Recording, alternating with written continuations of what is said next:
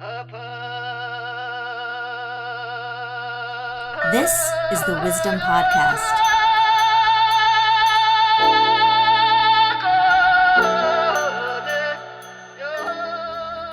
Welcome to the Wisdom Podcast. My name's Daniel Aiken, and today we have a fascinating guest for you, Elsie Walker. Elsie was kind enough to host the Wisdom Podcast episode with Jeffrey Hopkins, and after we got around talking, and Elsie, who is actually President George Bush Sr.'s cousin, started talking about the Dalai Lama's relationship with the Bush family. And some of these stories were so great that we thought to capture them for a Wisdom Podcast episode. So this is that episode, and I hope you enjoy the conversation with Elsie.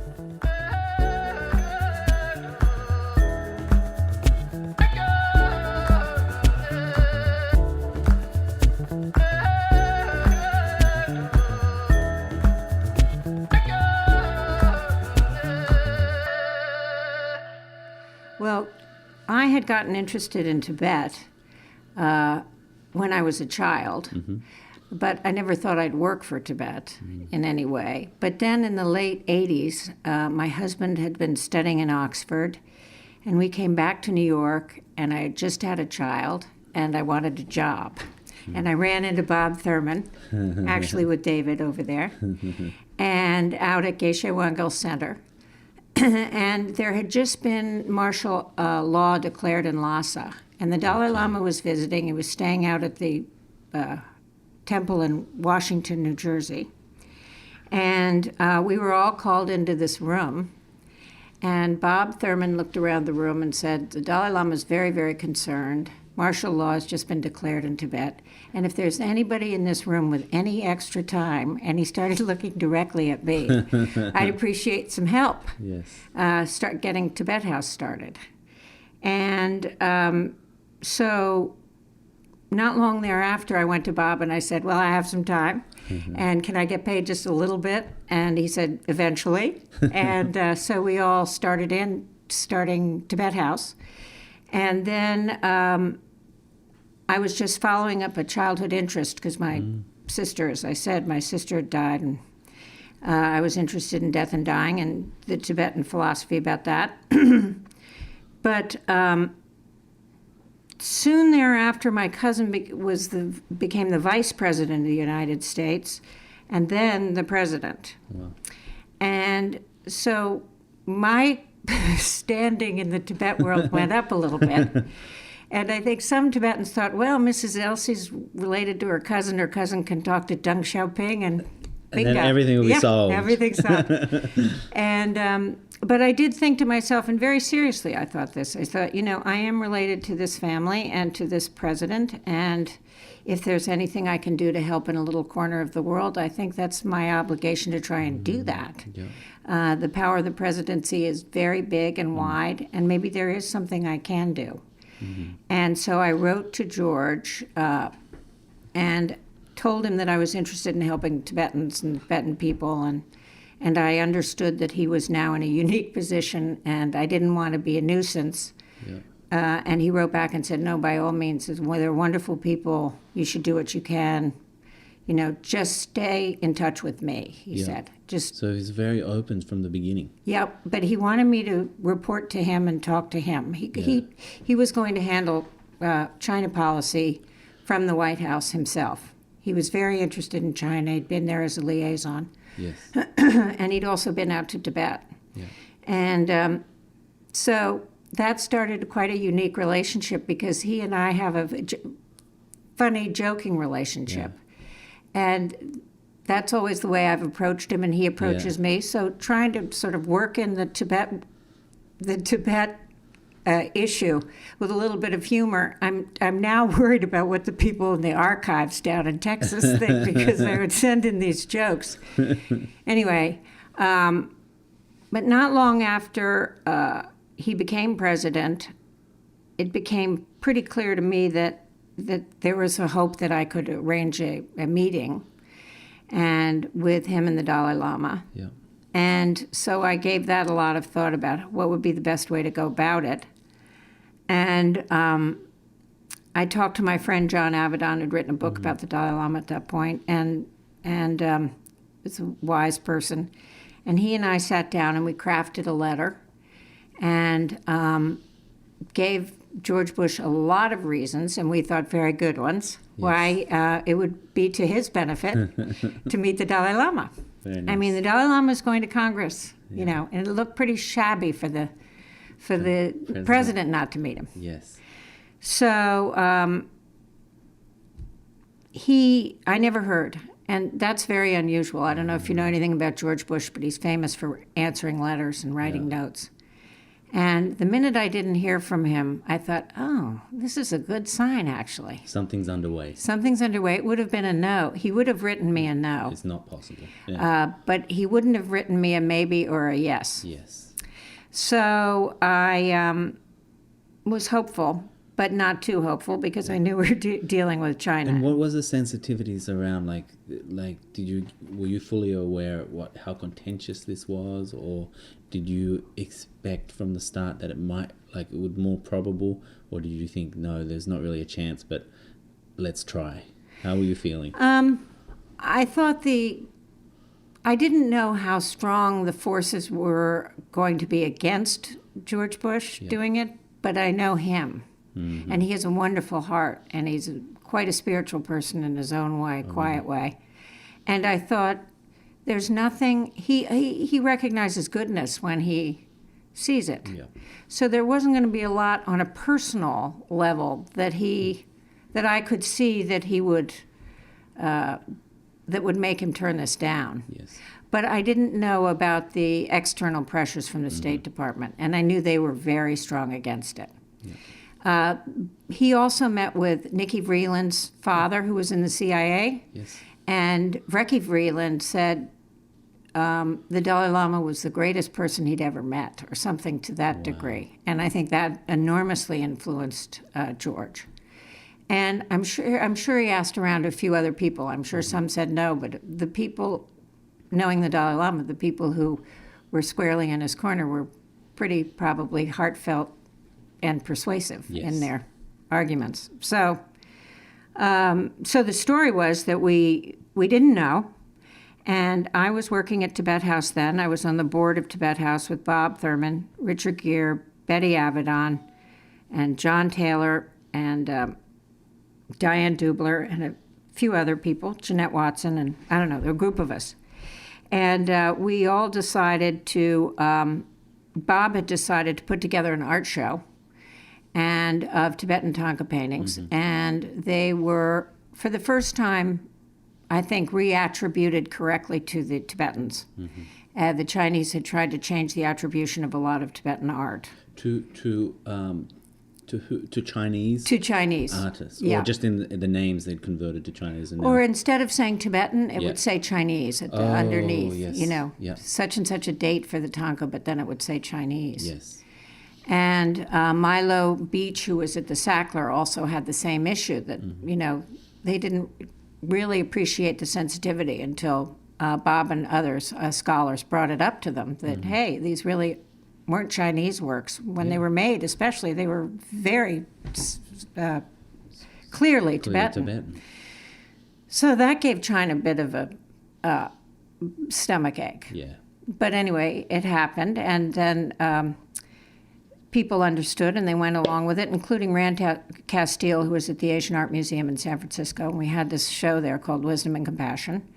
And surprisingly, Henry Kissinger called every member of the Board of Trustees of the Asian Art Museum and asked them not to support the show and said that we shouldn't have it.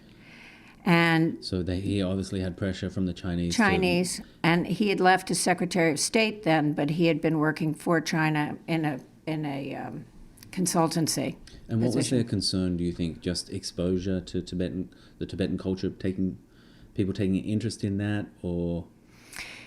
All of the above. They're worried about the Dalai Lama. The Chinese have always been very, very sensitive about the Dalai Lama. I have my own theories. One of my theories is that it's hard to feel guilty, and I think I think on some level they feel guilty. Yeah. I think on some level they know that it's all been.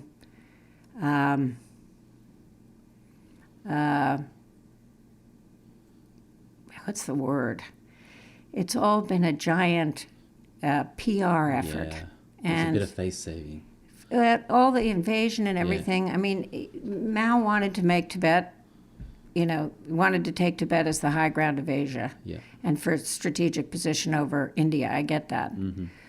But their rationale for doing it was weak, and they did it when the world wasn't looking and when the United States was tired from Korea. And so, I think there are peaceful people. The Tibetans were peaceful people out there, and the invasion was an easy one. Yeah.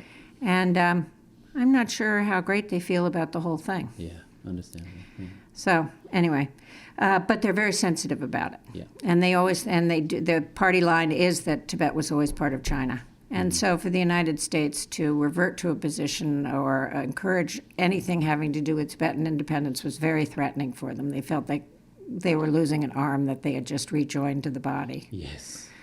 And so even the President of the United States meeting the Dalai Lama was a threat. Mm-hmm. And so there was a lot of pressure put on.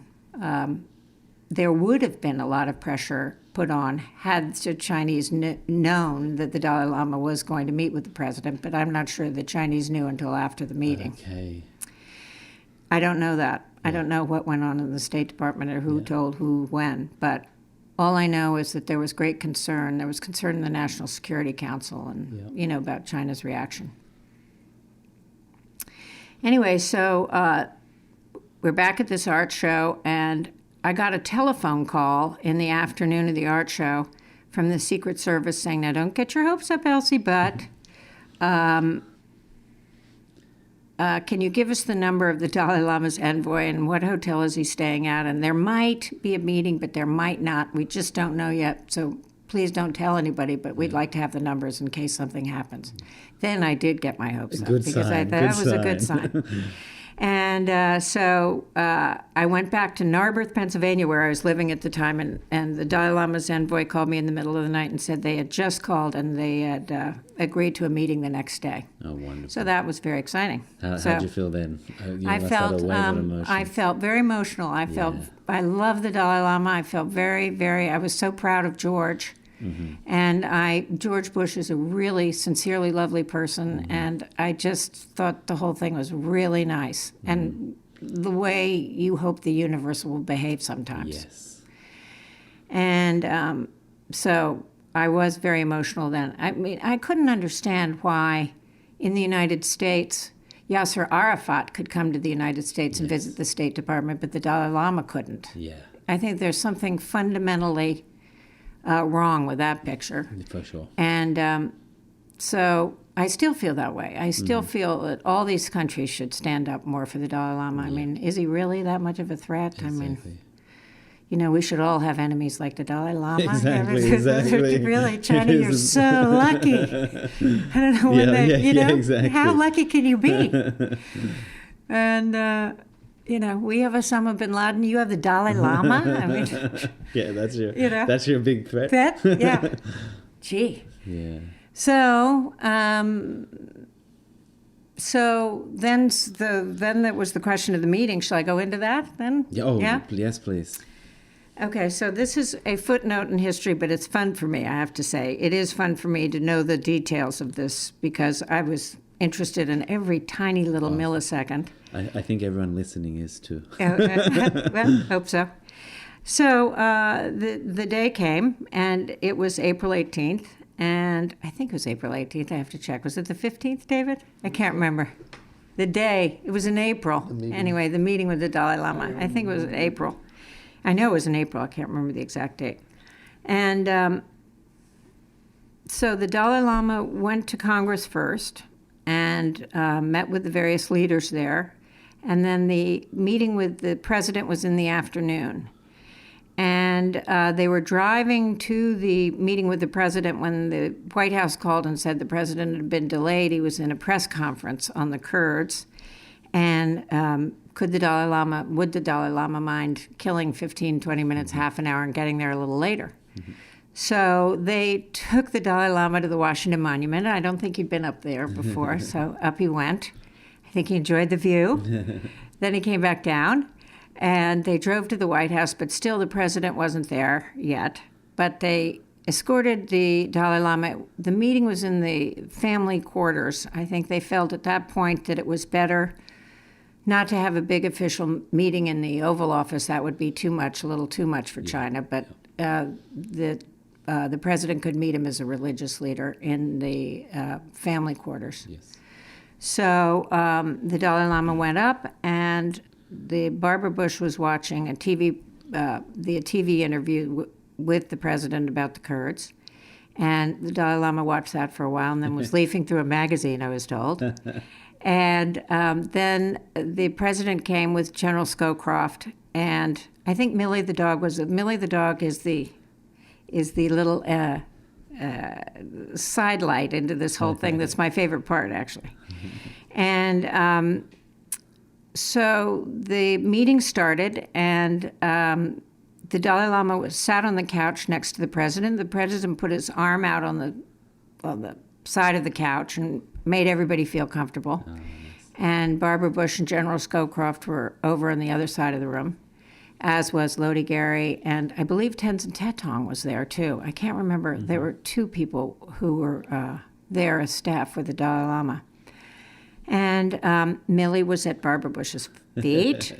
And so they started to talk, and George said, what can I do for you? Mm-hmm. And so that was the Dalai Lama's clue to sit up straight and start talking about his history with China and what had happened since the invasion and what the relationship with India was and what the relationship with China was now and when they had talked and not talked. Yeah. And why they had talked and not talked and who they had talked with and not talked with. And at a few times during the conversation, the president would nod to General Scowcroft, who was taking notes. Okay. So I think, they were trying to look for ways they could possibly help. And George had his own relationships in China. Maybe he could speak to one or two that the Dalai Lama was mentioning. I don't know. Yeah. I wasn't there. I just heard this afterwards, but this is how I imagine the conversation went.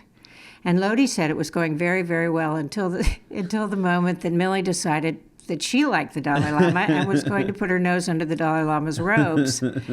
And Lodi thought, oh no, with all the conversations getting completely ruined. And but the Dalai Lama handled Millie. Millie came for a blessing. Millie came for a blessing. Then Millie went back to Barbara's feet. And so the conversation continued, and then it came to a natural conclusion. And the president looked at his watch and said, I believe you have another meeting to go to. And the Dalai Lama looked at his watch and said, yes, but I'd like to talk to you for a few minutes alone, if that's all right. And the president said, fine, let's go down to the end of the hall. So they walked down to the hall and went into one of the rooms in the White House and shut the door behind them and talked there. They were there for, I believe, about 7-10 minutes. And then they both came out smiling. And I thought, oh, good. Dalai Lama zapped George Bush. And apparently they had a very nice talk. And then it was time to leave. And they went to the elevator in the corner of the family quarters up there in the White House. And they went down, and Millie went down too. And Millie went down, until the elevator opened and went through the diplomatic room to the door and to the Dalai Lama's car. Millie followed him all the way out. So that's my favorite part of the whole thing. What a nice. So the Dalai met Millie and the 41st president of the United States. Right. Wonderful. So quite a historic occasion. So this is the first time, not only the first time the Dalai Lama had met with a U.S. president, but any sitting leader or any sitting president in the United States, but he hadn't met anybody. And the reason that was because of the Chinese government pressure on other nations not to meet with the Dalai Lama? Which continues to this very moment. Wow. And in some ways it's worse now that the commercial interests are so developed with China. So it's harder today. And China threatens, but I'm disappointed that especially the countries of the West don't stand up more. And especially I'm also very disappointed that South Africa doesn't step up after their history. Exactly. And the Dalai Lama couldn't even go to Desmond Tutu's birthday party. Yeah. It becomes ridiculous. I know. And so actually you played a really important role there, and without you there's probably no impetus that meeting would not have happened without that connection. Well, thank you for saying that. I don't know. There were a lot of people who were interested to see it happen. Yeah. But there was a personal connection there. So if that helped, that was good. Fantastic. And John's letter helped too, because he Yes. had a lot of good reasonings. We've thought long and hard about what would be persuasive. And But it's mostly George Bush's good heart. Yeah, exactly. Yeah. Being open for that, because Yeah. there's a lot of pressure not to. It caused a lot of trouble to have that type of meeting, I imagine. Right. And yeah. so it's really going out of his way to do that. Yeah. Did you get any? Did you ever talk about it with the president afterwards? I Or think I get drove any- him a little bit crazy a couple of Yeah. times. He said, Elsie, there was only so much he could do. Yeah.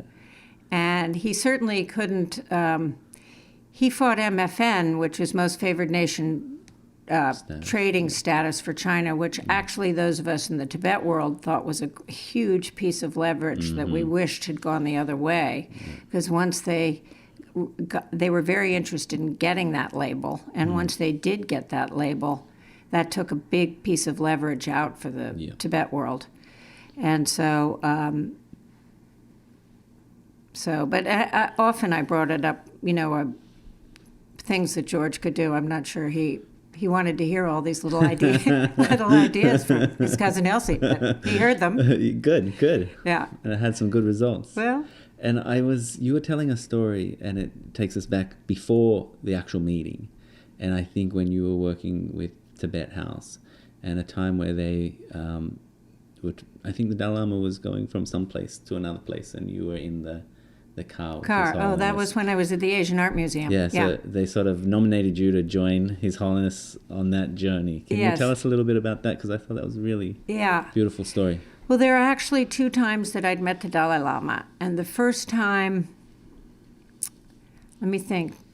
It was in 1990. That was the first time. That's right. Okay. So I'd met the Dalai Lama twice. Once before the time in San Francisco. The first time I met him was very special, too, for me, because my father had polio and had suffered a lot. And I remember asking my father, has the Episcopal Church talked to you a lot about death and dying, and has it been helpful? And he said, nope, they haven't talked to me at all. And I said, well, would you be interested in meeting the Dalai Lama to talk about suffering and about death and dying? And he said, yes, I'd be very interested. Yeah. My father was quite monosyllabic. He was very smart, but he was very, very quiet and not a big chatter. So I wasn't quite sure how this conversation between the Dalai Lama and monosyllabic dad would go over. But I was thrilled that he wanted to do it, and it had been very nice of the Dalai Lama's envoy to offer this opportunity. But my father died in August, and the meeting was set for September. And so my older brother came with me instead out to the retreat house. And I had not met the Dalai Lama before, and I remember being quite nervous and excited. And we were led into this small antechamber and then into the room where we were going to be meeting. And I sat on the sofa closest to where the Dalai Lama was going to be sitting. My brother was to my left. And in walked the Dalai Lama, and he sat down, and he had his Tenzin Tetong was with him, his secretary. And I started off just saying that the reason for this meeting had been the death of my father. And I had read a lot of books in Tibetan Buddha, written by various Glenn Mullen and Bob Thurman and various people on death and dying, and the Tibetan Book of the Dead in college and these things. And it had all been extremely helpful getting from when my father was diagnosed that night of an aortic aneurysm through the whole death process and into the next morning. And it really, really was helpful. I mean, it gave me somewhere to put my mind. I was able to tell the nurses and the doctors to turn down the lights. I was, it gave me a whole way to handle the whole thing. And also I had been able to talk to my father about actually the death of Geshe Wangyal. Okay. And he was quite fascinated in Geshe Wangyal's death. So it was a way for me to talk to Dad about his own dying, which was also very helpful. And so we had... Anyway, so the Dalai Lama listened to this story, and he said, oh, I'm so glad all of this has been very helpful to you. He said, You know, I go back to the white light several times in my own meditation every day. Really? But when the time comes, I'm afraid I'm going to. And then he looked at Tenzin Geshe and he said, "What's that word? Botch? Botch it?" And I went, "Oh no, botch it." You're afraid you're going to botch it?" And he said, I thought, "Oh yes, you have to reincarnate. This is really, Yes. the pressure's on." The pressure's on. So we had a huge laugh. I mean, wow, and I nice. fell in love with the Dalai. I mean, I'd always admired him. Yes. But I didn't realize he had such a sense of humor and could also just, I mean, here he is, this great, great realized person putting himself on the level of Elsie Yeah. and John Walker, you know? What a way to engage Yeah, people. absolutely. What a talent. Absolutely, absolutely. And very human and very funny, and but at the same time, really, really powerful for us. Both my brother and I were extremely impressed. And so I'd met him then, but so I had that one little thing to talk to about, but I still was grappling with trying to understand. I'm shy, so in some ways, intellectually shy. So the huge body of works of Buddhism and everything, I didn't really even know where to begin or how to begin to just sort of delve into it all. So I always felt a little shy about myself as a Buddhist practitioner. And anyway, so there I was out in San Francisco, and Lodi Gary, the Dalai Lama's envoy, came up to me and said, just in case this meeting with the president comes off, why don't you ride in the limousine with His Holiness from the Asian Art Museum back to the hotel? And I said, well, I'd be delighted to do that, thinking, oh my God, what am I going to say to the Dalai Lama in the car now? Dad's already dead. We can't talk about that again. And so we got in the car, and I remember watching everybody else get in taxis and thinking, no, boo-boo to you. I'm getting in the car with His Holiness. But I don't know what I'm going to say to him. And so I just got in the car, and I looked at him, and he looked at me like, okay, you're in the car. Why are you here? And I said, well, I'm George Bush's cousin, and you might meet with him, so I think they might want me to tell you a little bit about him. And so, he's this age, you'll like him, he's got a good heart. And, I said, that's all I could think of to say. And Dalai Lama laughed, and I laughed, and then there was just nothing more to say, really. And so he took my hand. I'd been very, very nervous. My hand was sweaty. Yeah. And right away, I felt completely calmed down. I've never felt my blood pressure, slow down so quickly. The Dalai Lama took your hand. He took my hand. Yeah. I was sitting on the left. He was sitting on the right. We were in the back seat. He took my right hand and his left hand and just held it all the way. We rode for about 15 minutes.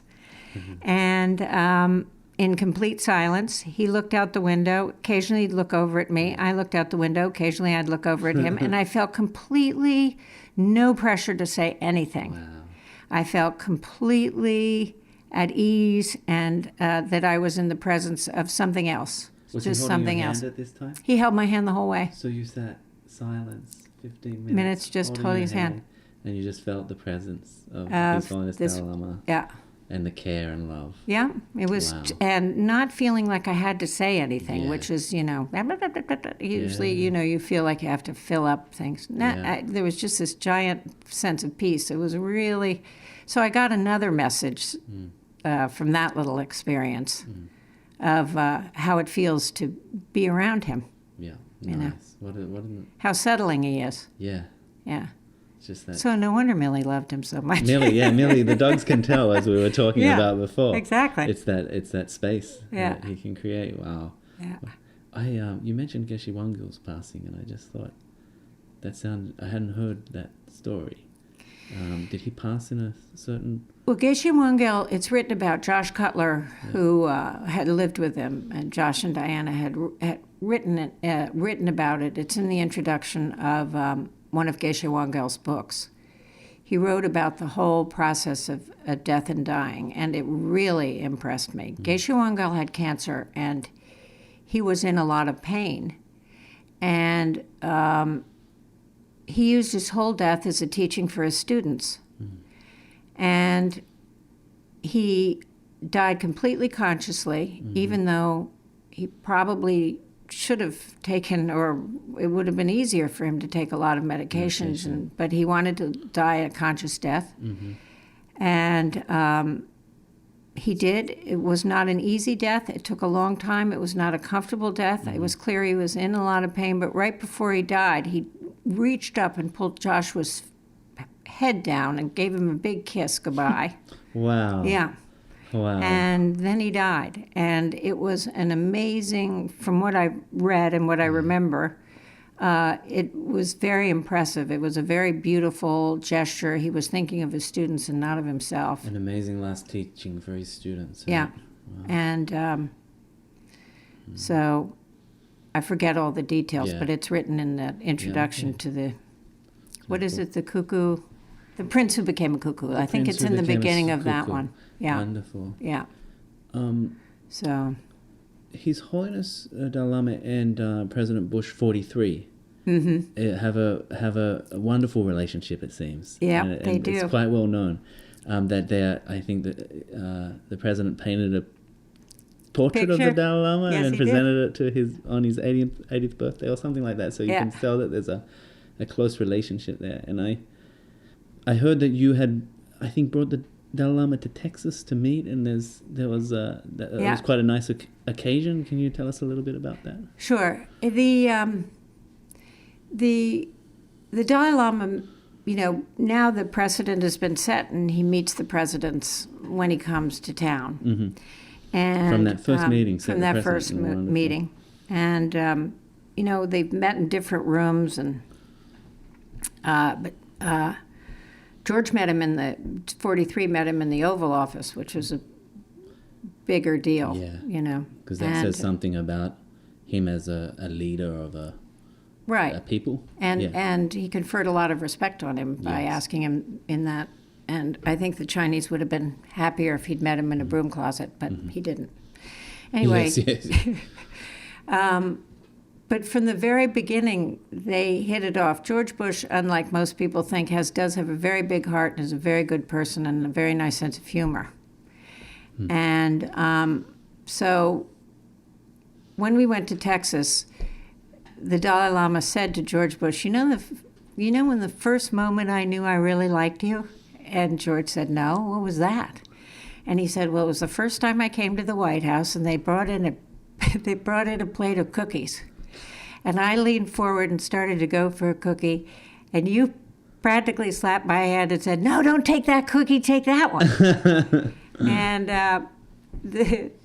so the Dalai Lama, for some reason, loved him for steering him to the better cookie. Some wise advice. But he, I think, it was a sort of a genuine response. It wasn't. George isn't very stiff. Isn't stiff at all, and everything. And so he was just very authentic and human. And I think that's what the Dalai Lama responded to. Yeah. George is comfortable in his own skin.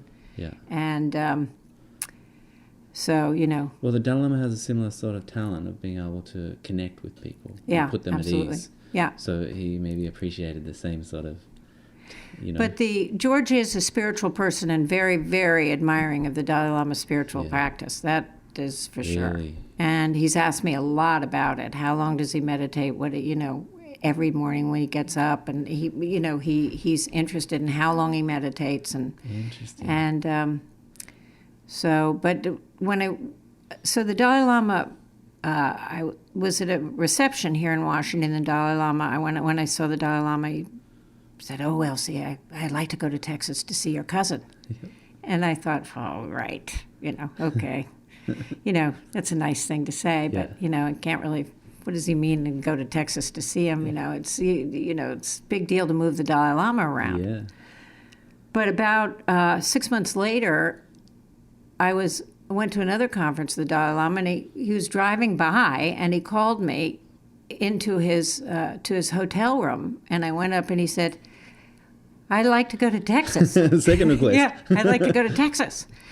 So I said, oh, okay, I get it now. You really want to go to Texas.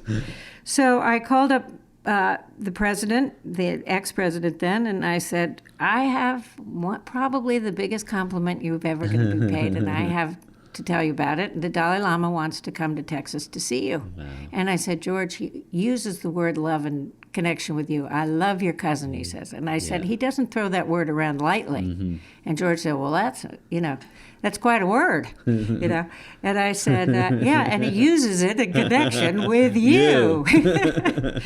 And so he said, well, that'll be great. That'll be great. What do we need to do? So it worked out that the Dalai Lama was going to go do a leadership conference down at SMU, which is where the Bush Library is. And then the next morning he was going to go over to the Bush's house to have tea and coffee, and then he was going to go to the Bush Library in the afternoon for lunch. And so I stayed with the Bushes. My son stayed at the hotel where the Dalai Lama was, because I wanted him to have this experience. So when are you going to see a president and the Dalai Lama together in such a unique way? So the meeting began at about 10 o'clock in the morning. The Dalai Lama came in a big entourage. So many cars. It was absolutely, I feel sorry for all this diplomatic security these days. But anyway, he came and went into the Bush's library, and it was Paula Dobriansky, who'd been the Tibet coordinator and the head of policy and planning under George Bush, and me, and my son John, and Barbara Bush, their daughter, and Laura and George. And the Dalai Lama sat and held George's hand and looked at him in the eye and said, I wish you a long life. And I know that I've disagreed about some of your policies, but I know they were well-intentioned. And I hope you see the fruit of some of your good intentions realized in your lifetime. And that was a very beautiful way to start. And everybody was a little teary. Yes. And then the Dalai Lama told him about the cookie story. And then he and George reviewed the world. It was interesting. They reviewed the world. They went around for what was happening in Africa, what was happening in Eastern Europe, what was happening in Russia, what was happening in China, how democracy movements were faring in these different places. What do we think about this person? What do we think about that person? All kind of on the 1 to 10 freedom scale. Yeah. Who is the freest, who is not. So they connected on And that. So they're very connected. They and Václav Havel, they all had they all had this very, very much in common and a deep interest in who was free where and who could get freer how. And they talk about Tibet then, obviously. And as they well. talk about Tibet. And the Dalai Lama gave him his own handwritten notes on the Tibetan Constitution as a present for the Bush fantastic. Library. Really? And I remember saying, oh, the Chinese are going to like this document. But the Dalai Lama was extremely proud of his constitution, of their constitution. He Yes. was very proud that this little exile community came up with a constitution, came up with a democratic processes, and he was very proud of this document. Yeah. And George was very touched that he wanted to donate it. Quite a nice So- exchange between two close friends that have had, these huge roles in the world and people's lives. But then to tell you, so that was all the sort of Formal. official part. Official, yeah. And then they went to the Bush Library for lunch afterwards. And this is where I was amused because the Dalai Lama is hungry at lunchtime. Yes. He eats a light breakfast and doesn't eat dinner. So when it comes time for lunch, he's serious and he's single-minded, So when it's Single-minded time for on lunch, lunch. it's lunch. Yeah. But these Texas matrons, a lot of them don't know from the Dalai Lama, much less how the Dalai Lama wants to eat lunch. Yep. So I had a lot of fun watching these women and people across the table try and talk to the Dalai Lama while he was concentrating on his He was food, eating. chewing. He was chewing. He was eating. Yeah. And but he wasn't rude to them. Yeah. But it was interesting cross-cultural. It seems to be a thing to watch. Tibetan thing as well that we talk when we eat quite a bit, but Tibetans don't seem to do that. It's serious business. Yeah, serious business. It's time for lunch. eating. Yeah. The mouth is being used to eat. Yeah. So then the Dalai Lama was called onto the stage and he gave his talk about, his mission in life. And, he's a simple Buddhist monk, but also he's interested in interfaith dialogue and reconciliation. And then he's also a Tibetan and and also is interested in mind science, and so he gives a little précis about who he is in this world and what he's trying to do and accomplish. And then he said, well, I want to thank my old friend George Bush. This has been a lovely, lovely visit, and I've enjoyed myself thoroughly, and thank you so much. And then the president came up and said, well, it's been an honor, sir, to have you here down in Texas, and we hope you'll come back soon. And then the Dalai Lama pointed to his own nose and said, well, in the Nuari do this. And he pointed to his nose, and George said, you mean nose rub? And the Dalai Lama said yes, and he said, well, down here in Texas, we don't rub noses all that much, but what the hell? And he leaned in, and they had this very serious nose rub. I have to tell you, it was hilarious. Wow. That room was completely broken up. I bet. Completely broken up. So that shows you the kind of level of play. Oh my gosh, that's Yeah. amazing. Yeah. We'll have to try and dig up a photo of Yeah. that nose rub and put it Yeah, on the somebody website. must have that. For sure. It's hilarious. It was sure. hilarious. Well, So- thank you so much for sharing those You're welcome. those nice moments and a little insight into the Dalai Lama's time That's in about it. America. That's my Elsie Walker Dog and Pony Show. That's fantastic. Is there anything else you want to share? There is one thing I Yeah, want to share. please. This is the story I heard very recently that I thought was one of the most beautiful stories I've ever heard about Dalai Lama. It was his 80th birthday. There was a little lunch in New York. I walked into the lunch and I heard in the background, dun, dun, dun, dun, dun, dun, and it was Philip Glass playing Happy Birthday to You. Oh, And somebody said, oh, only the Dalai Lama would have Philip Glass playing Happy Birthday to You. And it was lovely, and it was gentle, and it was Phil Glass over and over, happy birthday. And then it was time for lunch, and I happened to be at Philip Glass's table. And I turned to him and I said, so how are you doing? And he said, well, he'd just been to Eastern Europe, and he'd been to Estonia. And they loved his music in Estonia, and he was really kind of surprised and pleased how much they loved it, and there'd been an encore and this and that. And then he'd gone to Rome, and then he'd come in the night before, and he got to his home in New York around 11 o'clock. He said, and then I practiced Happy Birthday for an hour. And I said, Philip Glass. what? He said, yeah, nothing comes easy, Elsie. It's in a minor key, and it's the Dalai Lama. Yep. So that's how much he loves the Wow, Dalai so Lama. much respect. Yes, so much respect. Practice it for an hour. That's a nice Isn't story. that a nice yeah. story? Yeah. It just shows you how the impact His Holiness has on everyone's life. Yeah. That they have so much respect. Respect and- for him. He just Yeah. wanted to make sure it was nice, and he wanted to try it every way, and so Yeah. he made sure that the final product was what he thought it should be. A nice offering, yeah. Yeah. Isn't that sweet? It's very sweet. I know. I love Yeah, that story. That's a nice story. Yeah. Thank you so much. That Thank was you so wonderful. much. Thank you, really.